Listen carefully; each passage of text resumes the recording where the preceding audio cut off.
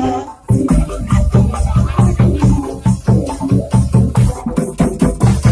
masyarakat mudah-mudahan bisa menjadi sahabatnya masyarakat.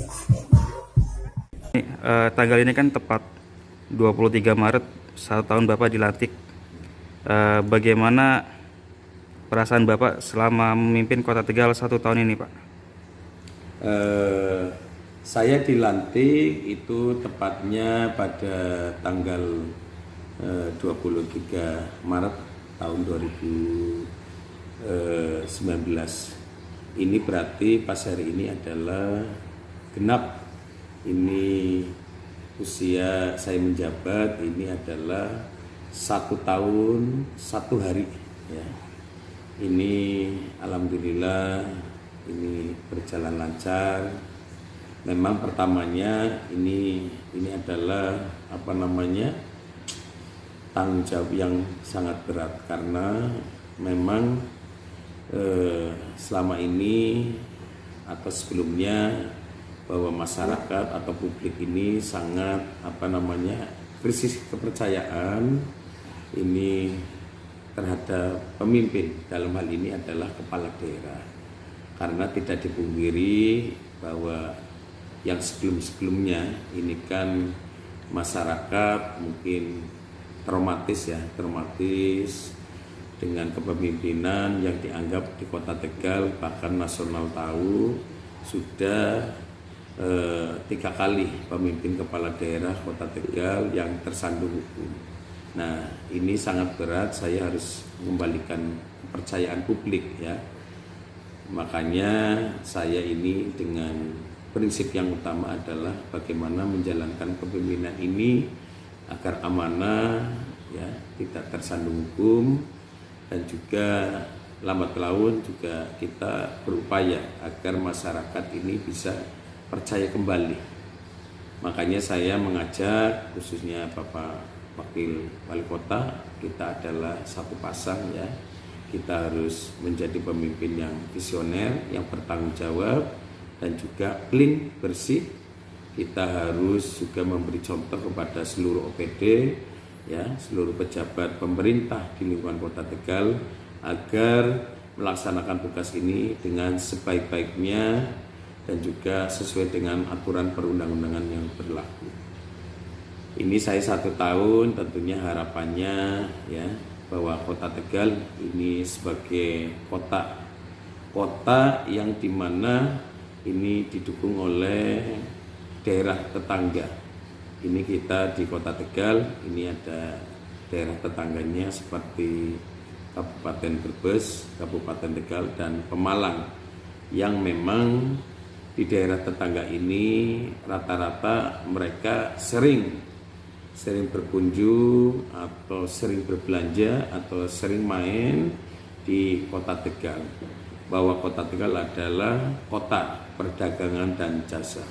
Makanya ini saya berharap bahwa pertumbuhan ekonomi ke depan ini harus baik dan juga harus bertumbuh pesat dengan cara kita berupaya menarik para pelaku usaha atau investor dengan memberikan perizinan 1 atap, 1 pintu, 1 kebijakan, dan juga perizinan maupun pelayanan yang bersih tanpa adanya pungutan atau pungli ya, yang memang dilarang oleh undang-undang, dan juga perizinan yang cepat tapi benar ini. Dan juga saya bersama Bapak Wakil Wali Kota ini saya harus bisa sejalan seiring ya, karena bagaimanapun Kota Tegal ini harus kami berdua harus saling mendukung, menjalin hubungan yang baik ya, harus harmonis ya, karena di Kota Tegal ini kami berdua harus menjadi contoh di birokrasi pemerintah daerah Kota Tegal dengan memberi contoh hubungan yang bersinergi ya, bisa menyatukan satu persepsi sehingga bisa dicontoh oleh para pejabat di lingkungan pemerintah Kota Tegal. Sudah kita harus menutup yang dulu ini ada istilah on jobber dan non jobber. Ini kita sekarang harus sudah harmonis dan juga sudah menyatukan. Yang dulu-dulunya dianggap hubungan kurang baik, sekarang alhamdulillah mereka bisa bekerja. Beliau-beliau ini sudah bisa membantu saya tanpa harus ada tendensi politik atau dukung-mendukung di dalam pilkada. Saya juga alhamdulillah sudah bisa mengajak masyarakat mau menerima kehadiran kami berdua. Yang notabene kami berdua adalah bukan putra daerah Kota Tegal. Saya asli dari daerah tetangga sebelah barat, dari Kabupaten Brebes, sedangkan Bapak Wakil Wali Kota ini Bapak Muhammad Jumadi ini dari daerah tetangga selatan dari Kota Tegal, yaitu Kabupaten Tegal. Ini kita berdua tentunya bisa memahami ya posisi Kota Tegal dalam posisi apa sebelum saya memimpin. Saya berharap bisa menaikkan pertumbuhan ekonomi, diantaranya adalah kita memberikan ruang kepada pelaku usaha ya menengah ke bawah, ini UMKM, IKM dan sebagainya, ini agar mereka bisa menjual produknya, menjual barangnya, menjual dagangannya, dan juga saya ingin menjadikan Kota Tegal sebagai kota event untuk kegiatan, sebagai tuan rumah kegiatan nasional provinsi yang sekiranya Kota Tegal ini sebagai tuan rumah, sehingga daerah yang lain ini dengan kita sering mengadakan event ini sering berkunjung atau mau mengenal Kota Tegal. Ini adalah desain rumah susun yang low carbon di Indonesia, pertama kali di Indonesia, yang dirancang oleh teman-teman dari Universitas Hiroshima di Jepang bekerjasama dengan beberapa universitas Indonesia, kemudian bersama dengan Kementerian PUPR. Kemudian inilah yang dulu didesain dan sekarang sudah jadi di pemerintah Kota Tegal, di Kota Tegal. Semuanya low carbon, tidak pakai AC, desain udaranya juga didesain untuk menahan udara sehingga udara bisa naik ke atas, dibagikan ke seluruh area ruangan ini agar tidak perlu lagi menggunakan air conditioner. Pak, berbicara mengenai perkembangan Kota Tegal nih Pak, sebetulnya wajah Kota Tegal seperti apa Pak yang diinginkan Pak Jumadi dan Pak Dedi itu? Kami berdua tuh Pak Wali, Pak Dedi dan saya sebenarnya kan dari pertama kali dilantik dari pertama kali kampanye lah, kita udah sama-sama sepakat sejalan kira-kira ingin mewakafkan sisa hidup kita dalam arti selama ini untuk bisa mengabdikan dirinya kepada Kota Tegal dan masyarakat Tegal. Nah, tidak ada cara lain kecuali kita harus sama-sama bersinergi dan berkolaborasi, bukan cuma pemimpinnya saja, tapi seluruh ASN-nya, seluruh masyarakatnya untuk bahu-membahu sama-sama membangun Kota Tegal yang dicintai. Kota Tegal itu kota yang luar biasa. Namun demikian mungkin selama ini kita bisa melihat beberapa masih kumuh, masih kurang pas untuk level kota. Jadi kami berdua berkeinginan agar semua wajah kota kita bagusi, masyarakat kita perbaiki, hal-hal yang selama ini belum tersentuh kita harus sampai ke masyarakat yang paling bawah. Banjir yang mungkin selama ini kita jadi kritikan kita semua, ya harus sama-sama cari solusinya pelan-pelan. Kita mulai ada kolam retensi yang selama ini mungkin mangkrak. Akhirnya kita kemarin dengan Pak Wali dan Pak Gubernur melihat langsung, alhamdulillah sekarang sudah mulai bisa beroperasi. Kemudian program-program Pak Wali yang berkeinginan agar kita juga mempunyai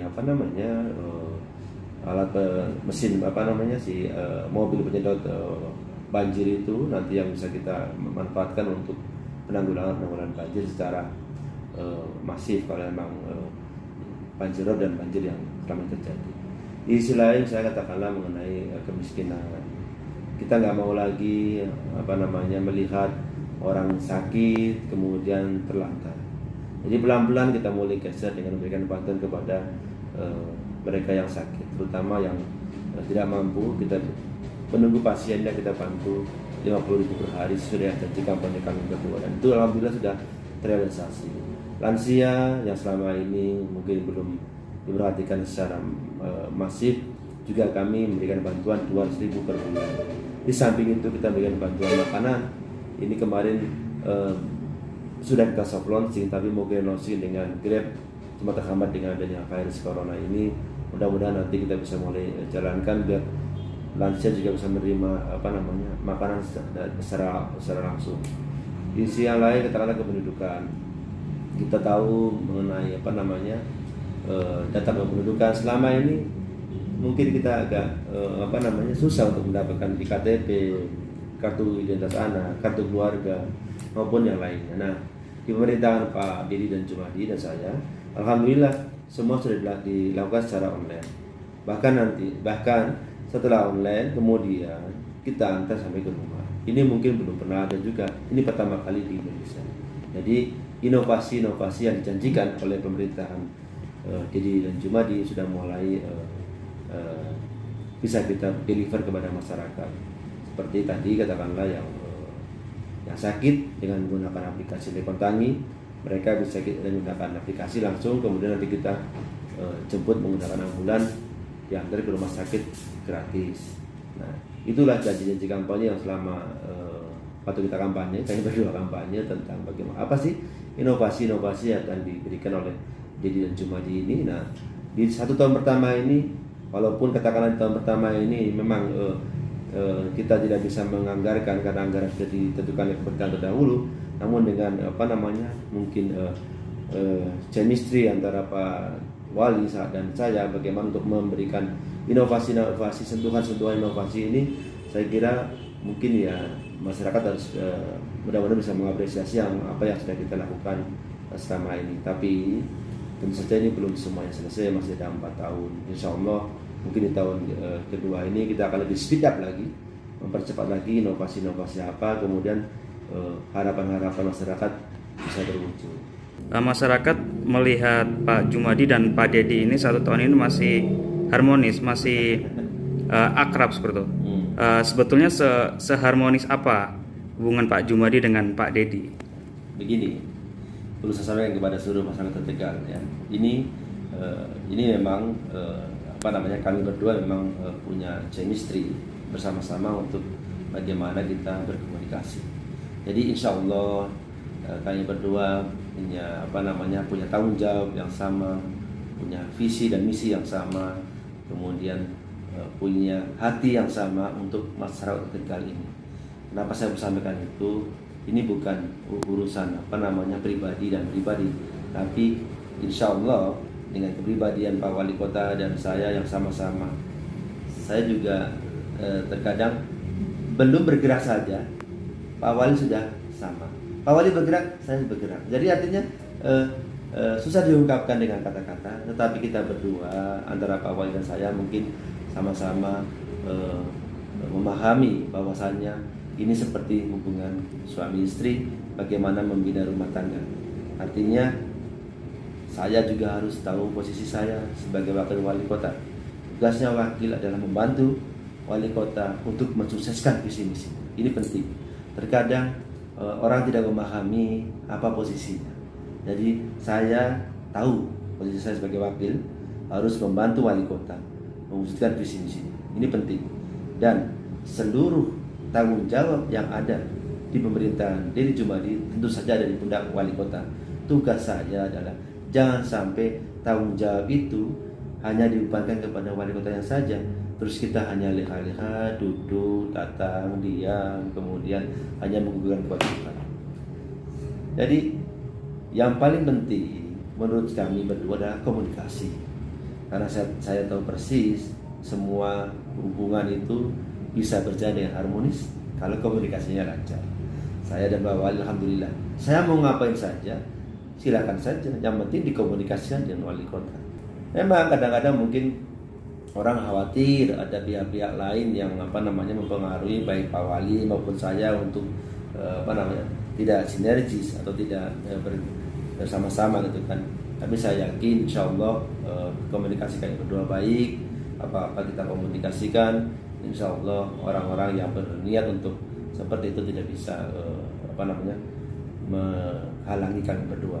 Jadi sekali lagi alhamdulillah, ini saya kira apa yang terjadi dengan kami berdua itu doanya orang Tegal. Orang Tegal pasti berdoa mengharap pemimpin yang harmonis untuk mengayomi rakyatnya, kemudian memperjuangkan hak-hak rakyatnya, kemudian mensejahterakan rakyatnya, membangun kotanya menjadi lebih baik lagi. Saya yakin itu. Ya, jadi tidak ada sesuatu pun yang tidak diatur oleh Allah Subhanahu wa taala. Jadi kami berdua pasti semua ini berkat ya doa orang Tegal, kemudian doa kami berdua untuk sama-sama bersinergi dan berkolaborasi untuk memimpin Kota Tegal selama 5 tahun ini. Jadi insya Allah, dan saya minta doa restunya dari seluruh masyarakat Kota Tegal agar kami berdua tetap harmonis, sinergi seperti ini, bahkan melebihi harapan orang Tegal, masyarakat Tegal yang selama ini mungkin dari beberapa pemimpin sebelumnya mungkin ada beberapa sedikit ganjalan, tapi insya Allah kami berdua bisa tahu posisi kita masing-masing. Apalagi posisi saya sebagai wakil wali kota, saya harus tahu bahwa saya adalah membantu pemerintahan Pak Dedi mensukseskan apa yang diharapkan oleh beliau untuk menuntaskan visi misinya. Jangan lupa subscribe ya.